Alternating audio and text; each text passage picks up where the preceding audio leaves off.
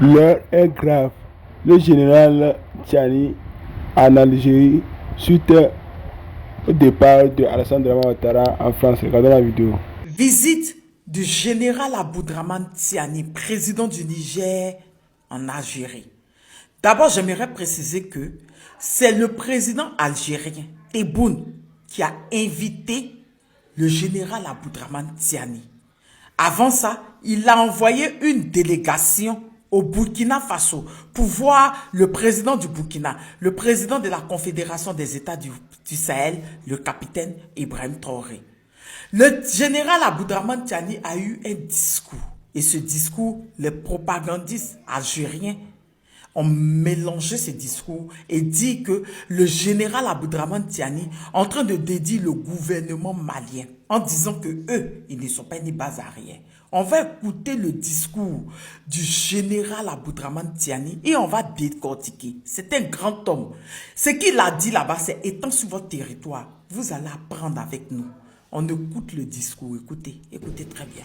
Dans tous les cas, aucun Algérien, aucun Africain ne saurait comprendre que l'Algérie prête son territoire pour agresser un pays africain, surtout lorsqu'il s'agit de cette même puissance qui a, durant plus d'un siècle, infligé d'indicibles souffrances au peuple vaillant algérien.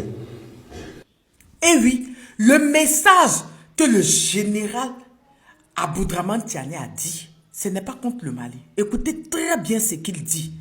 Il dit ici, dans tous les cas, aucun Algérien, aucun Africain ne saurait comprendre que l'Algérie prête son territoire, je répète, que l'Algérie prête son territoire pour agresser un pays africain, surtout lorsqu'il s'agit de cette même puissance qui a durant plus d'un siècle infligé une souffrance au peuple algérien. Cette puissance dont il parle, c'est la France. Ce discours-là, il l'adresse aux nationalistes algériens. C'est étant chez vous qu'il le dit. Il est en train de dire que aucun Algérien, aucun Africain ne peut comprendre que l'Algérie prête son territoire à une puissance comme la France pour déstabiliser les pays voisins, les subsahariens. Après ce que vous-même, vous avez subi avec la France. Essai nucléaire de la France, c'est en Algérie. De Gaulle, qui a pris l'Algérie comme une colonie, qui a fait la guerre en Algérie. Plus de 50 000 morts algériens. Il fallait l'aide de certains pays, des pays subsahariens, dont le Mali. On parle de l'ancien président malien, Modibo Keïta.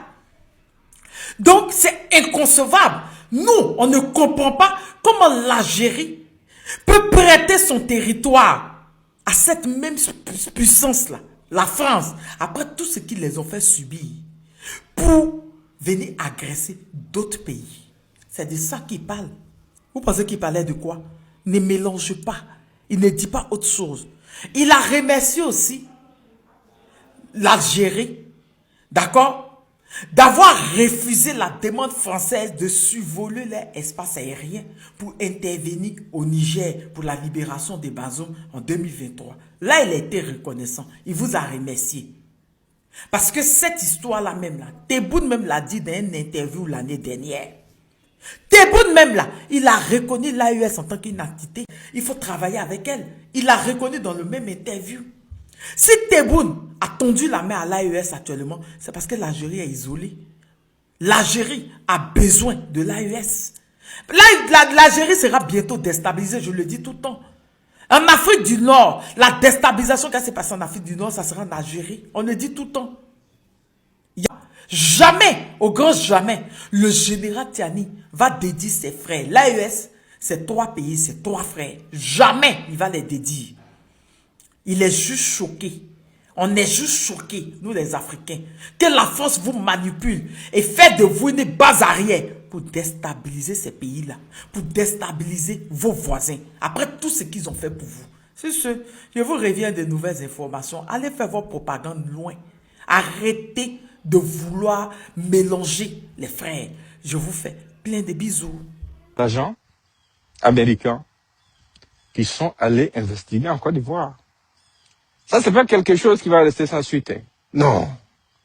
Ça peut même pas rester sans suite. Ils savent ce que c'est. Après cette étape, vous avez vu que la Côte d'Ivoire a été classée parmi les États qui financent le terrorisme. À ce niveau aussi, pendant que le Burkina Faso quittait la liste et il rentrait dans la liste, ils ont commencé à comprendre beaucoup de choses. Et il y a un autre scandale beaucoup plus gros qui est arrivé. L'affaire Epstein, le pédocriminel. Bizarrement, il savait dans les emails que la nièce d'Alassane Ouattara a servi d'intermédiaire à Epstein et que par son entremise, Epstein aurait même rencontré Ouattara. Un pédocriminel que tout le monde rejette mondialement. Donc tout le monde se démarque, même les Trump et autres là se démarquent tous de lui. Cette demoiselle, ou bien c'est cette dame, la nièce de Ouattara, a son nom des centaines de fois dans ce dossier. Et c'est un dossier mondial qui va forcément avoir des conséquences.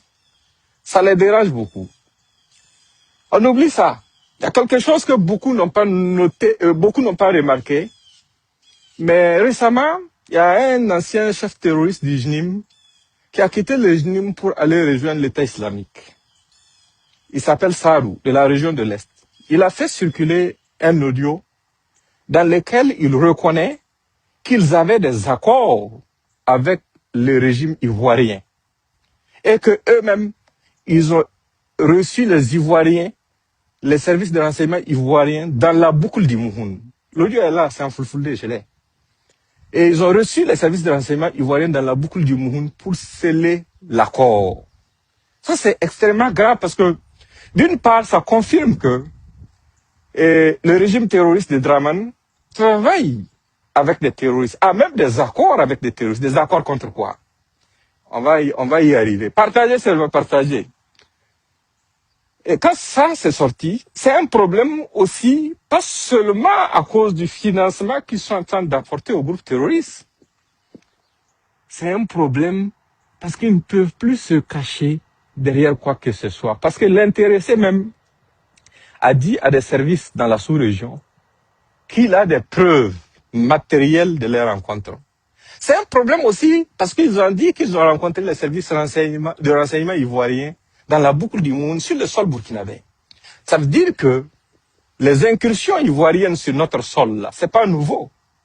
Ça explique aussi pourquoi le fils, ou bien c'est le petit frère de Alassane Dramane Ouattara, Téné Brahima Ouattara, s'est attaqué ouvertement aux VDP qui combattent, en montrant que pour lui, les VDP sont plus un problème que les terroristes. Maintenant, leur accord là, c'est contre quoi? C'était la question qu'on devait se poser il y a quelques jours. Jusqu'à ce qu'à la RTB, on nous montre un cas concret dans lequel des imbéciles franchissent la frontière de notre pays pour venir attaquer nos forces de défense et de sécurité. Et quand on les pourchasse, ils traversent la frontière tranquillement, ils partent de l'autre côté. Il n'y a rien de l'autre côté. Ils sont tous en sécurité. Et ce sont eux qui viennent dire que nous sommes en insécurité, alors que c'est de l'autre côté-là qu'ils ont zit et couvert. C'est de là-bas qui se ravitaillent. Parce que leur allié même, Nassim Ouassar, ou bien c'est Wassim Nasser, je ne connais même pas l'appellation correcte de son nom, parce que ça ne m'intéresse pas, a affirmé que les terroristes se recrutaient là-bas, qu'ils se ravitaillaient là-bas, et que les forces de défense et de sécurité de Côte d'Ivoire et les terroristes s'évitaient. Donc tout ça, c'est venu confirmer ça. Donc ils sont dans ce pain. Et ils savent aussi que, aujourd'hui, avec la nouvelle dynamique et la puissance de notre diplomatie, et j'ai fait d'abord un salut d'honneur au ministre des Affaires étrangères du Burkina Faso, qui fait un travail fantastique, qui ne dort même pas par amour pour ce pays. À cause de la puissance de notre diplomatie, on peut amener ça à un autre niveau. Et ça ne va pas être sans conséquence. Ce n'est pas comme le terrorisme déguisé en rébellion qui a coûté la vie à des Ivoiriens, ou même on a publié ici des vidéos dans lesquelles des gens affirmaient avoir assassiné des Ivoiriens Et ils sont en liberté et pire, ils occupent des postes stratégiques aujourd'hui en Côte d'Ivoire, parfois dans l'armée, parfois dans le corps paramilitaire. Mais ça, c'est une autre affaire. La protection que Draman, le rebelle avait avant, il l'a plus. Il ne représente rien de spécial pour le gouvernement Trump. Il ne représente absolument rien de spécial pour qui que ce soit. Celui avec qui il s'était compromis de par le passé pour piller la Côte d'Ivoire et soumettre les Ivoiriens, c'est qui? C'était Sarkozy. Sarkozy même allait en prison en France chez lui. Et il y a un autre dossier concernant cette affaire. Gbagbo a été jugé à la CPI et déclaré non coupable de tous les morts et de tous les dégâts. Ça veut dire c'est qui? Il y avait deux protagonistes, Gbagbo et Draman. Gbagbo a été jugé innocent. Maintenant, c'est qui le coupable?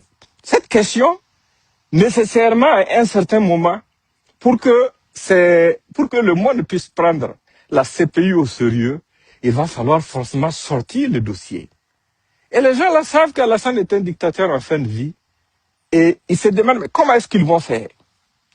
Comment est-ce qu'ils vont faire pour s'en sortir? Mais il n'y a pas de comment vous allez faire. Vous allez assumer. Donc, tout ce qu'ils sont en train de dire là, c'est pour vous divertir et vous amener sur d'autres terrains. Je suis là, je suis en bonne santé, je n'ai aucun souci, absolument aucun. Et je vous l'ai dit, ne vous inquiétez pas pour ma personne. Nous, on est déjà nés, on va combattre jusqu'au bout. Ce combat-là, on n'a pas commencé ça aujourd'hui. Et c'est lui qui peut moi m'intimider ou bien m'amener à abandonner cette lutte au bénéfice de notre patrie. Mon soutien inconditionnel au camarade capitaine Ibrahim Traoré là. Cette personne n'est pas née. En tout cas, si tu es né d'une mère et d'un père, tu ne peux pas être un obstacle ou bien m'amener à être découragé. Non. On est en train de lutter. Ils ne savent pas ce qu'on fait actuellement. Ça les chagrine. Et tous les complots qu'ils ont montés contre nous, tous les complots qu'ils ont montés contre notre pays, tous les plans machiavéliques montés pour porter atteinte à la vie du président Ibrahim Traoré et à d'autres acteurs, ce sont des choses qui ont échoué. Toutes les tentatives de division qu'ils ont essayé de s'aimer, ça n'a rien donné. Ils ne peuvent pas dormir tranquilles. Ils ont sacrifié trop de gens dans leur complot. Combien de gens sont tombés dans leur piège et se sont fait prendre? Et la dernière chose qui les dérange le plus encore, c'est le fait que Damiba soit pris. Ils n'arrivent pas à dormir parce qu'ils savaient qu'ils étaient directement en contact avec Damiba. Et ils savent aussi que Damiba ne peut même pas ne pas tout dire. Il va tout dire s'il n'a pas déjà fini de tout dire. Mais moi, c'est pas avec moi qu'ils vont apprendre l'information. Donc, restons concentrés et focalisés. Ils essaient à chaque fois que nos forces de défense et de sécurité, ainsi que nos VDP ont une victoire, de minimiser ça. De vous faire croire que, non, en fait, ce n'est pas vrai, c'est des dessins animés, machin.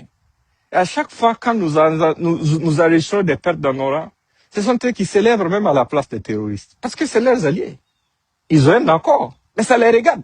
Il n'y a pas de guerre dans laquelle il n'y a pas de victimes. Mais nous, on a fait un serment.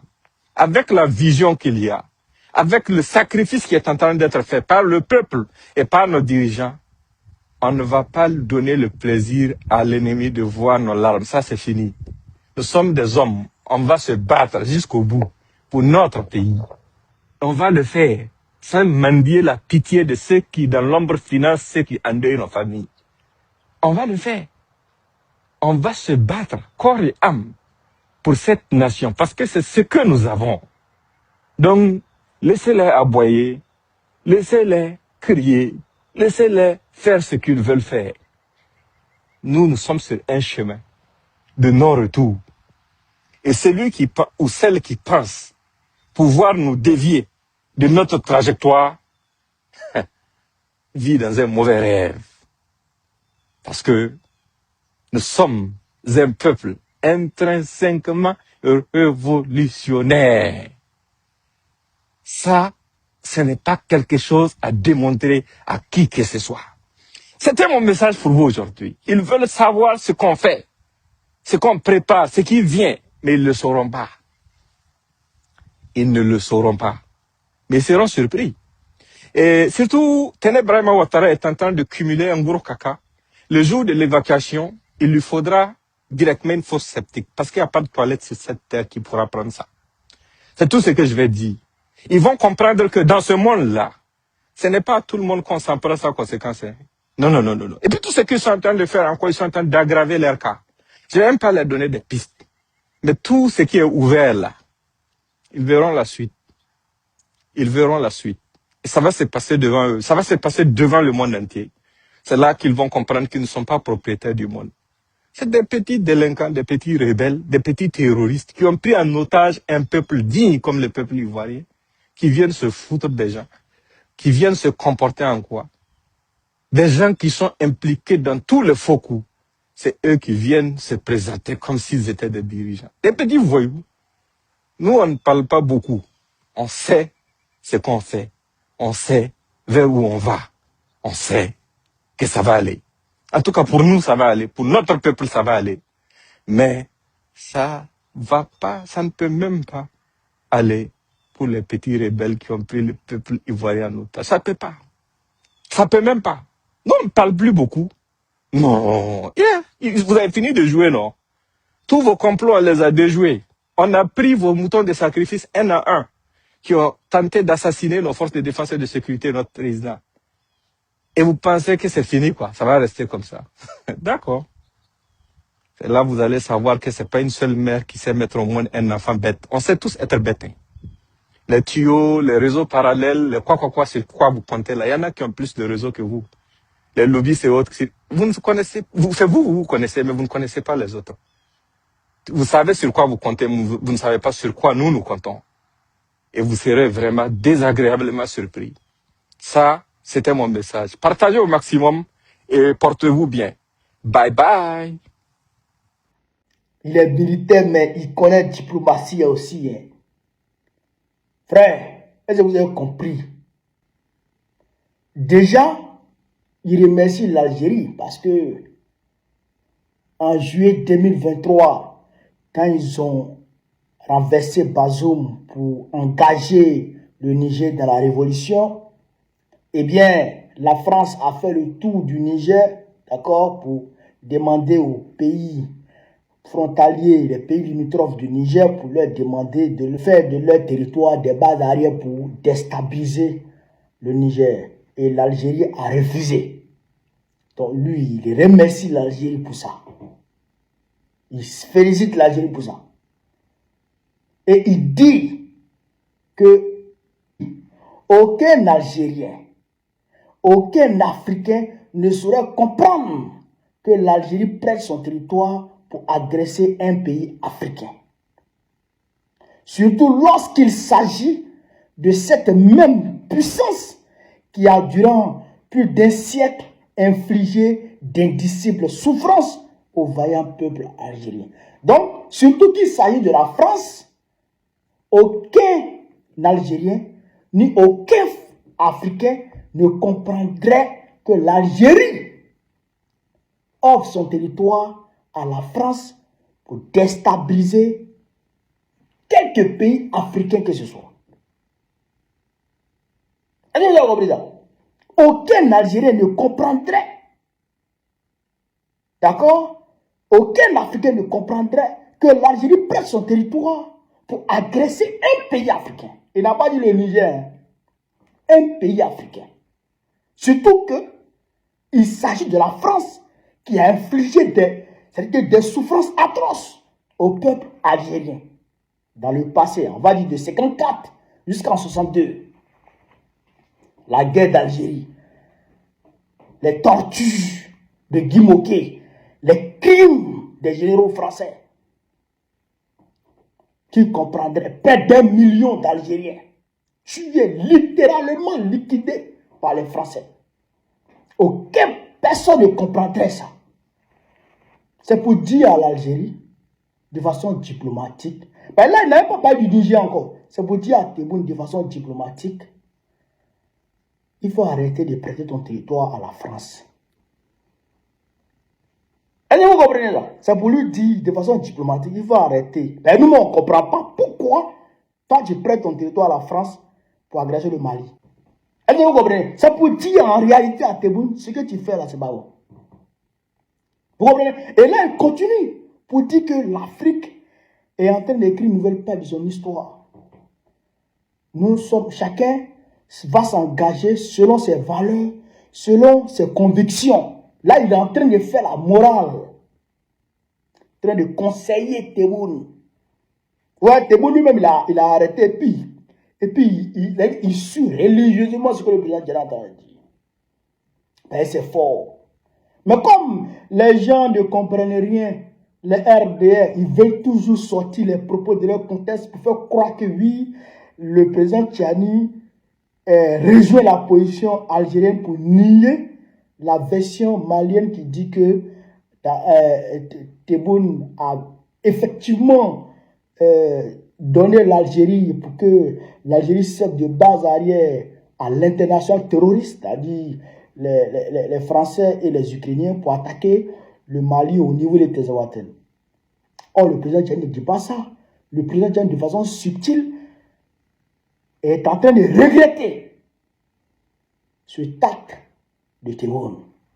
Mais il ne peut pas dire ça directement pour dire non, pourquoi tu as donné ton territoire à la France pour agresser le Mali? Il ne peut pas dire ça directement. C'est pourquoi j'ai dit, il est militaire, mais il est diplomate aussi. C'est-à-dire que ce monsieur, à l'instar des deux autres présidents de l'AES, des pays de l'AES, ce monsieur est vraiment un cerveau. C'est un cerveau. C'est un homme pétri de sagesse, de courage, de conviction, très intelligent. Il est très, très intelligent, président Tchani, à l'instar de ses autres, de ses deux autres homologues.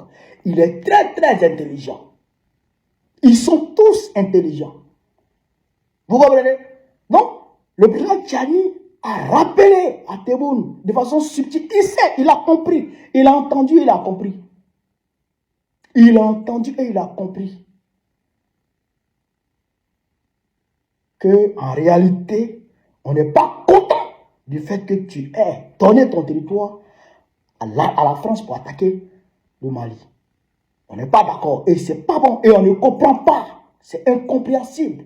Pourquoi? Comment tu fais ça? Comment tu arrives à faire ça? Vous comprenez ça? Ouais, en réalité. Mais au-delà de ça, la France a envoyé son ministre des Affaires étrangères en Algérie pour aller renouer coûte que coûte, d'accord, les relations dans le domaine sécuritaire entre la France et puis l'Algérie. Mais c'est peine perdue, puisque c'est l'Algérie qui a invité Tebboune. Et ils sont allés parler du domaine économique et énergétique. Nous, on ne force pas l'Algérie. Nous, on ne force personne. Oui, quand on va se voir, on parle d'égal à égal. Tu fais tes propositions, on avance nos propositions. Si on s'entend conformément aux aspirations du peuple, des peuples de l'AES, à ce moment, on peut collaborer. Mais si on ne s'entend pas, nous on recule. Et même quand on s'entend, si chemin faisant, dans notre coopération, dans notre partenariat, tu dérailles, on te met sur les rails, on te dit la vérité. Et si tu vas comprendre, on te laisse. Et puis on continue notre chemin. Ça, c'est la doctrine de l'AES. On te respecte, tu nous respectes. Tu ne nous respectes pas, on ne te respecte pas. Oui, on est ensemble, on travaille ensemble dans le respect mutuel. Tu dérailles, on te rappelle pour dire, mon frère, voici la voie à suivre. Tu ne comprends pas ça, tu nous manques de respect. On te dit, viens, on va relire le contrat. Tu joues au con, on rond, et puis nous on avance. C'est comme ça. Il n'y a personne qui peut marcher sur le pied de l'AES à Diamant. Il n'y a personne qui peut n'importe qui n'est pas s'amuser à nous. Dans l'AES ici, n'importe qui n'est pas s'amuser à nous à Diamant. C'est ça aussi que la réalité. Tu nous respectes, on te respecte. Tu nous respectes pas, on te dit la vérité, on avance. Donc, Les ouara que la France est en train de faire avec l'Algérie pour tenter de renouer les accords sécuritaires, tout ça, ça ne nous regarde pas. L'Algérie est un pays, un État souverain. Eh bien, Tebboune peut faire ce qu'il veut avec qui il veut. Ça ne nous regarde pas l'AES. Mais ce qui regarde l'AES, c'est comment l'Algérie va se comporter avec nous ici. Comment l'Algérie se comporte avec l'AES. Est-ce que c'est bien? Est-ce que ça est dans l'intérêt de l'AES? Ça va. Ce n'est pas à l'AES de dire à l'Algérie de ne pas travailler avec X ou Y. Non. L'AES regarde ses rapports avec l'Algérie. Est-ce que ça respecte sa doctrine? Est-ce que ça respecte les intérêts du peuple? Est-ce que ça respecte, d'accord, les intérêts de l'AES? Si ça respecte les intérêts, on avance. Mais si ça ne respecte pas les intérêts de l'AES, à ce moment, il y a un problème. On t'appelle, viens, on va discuter. Si tu n'écoutes pas, eh bien, on te laisse et puis on continue le chemin. Voilà, il a dit. Voilà, il a dit. Il n'y a pas autre chose derrière. Frère, voilà ce que je voulais vous dire. Si je vive l'Afrique libre, vive le panafricanisme, vive l'AES.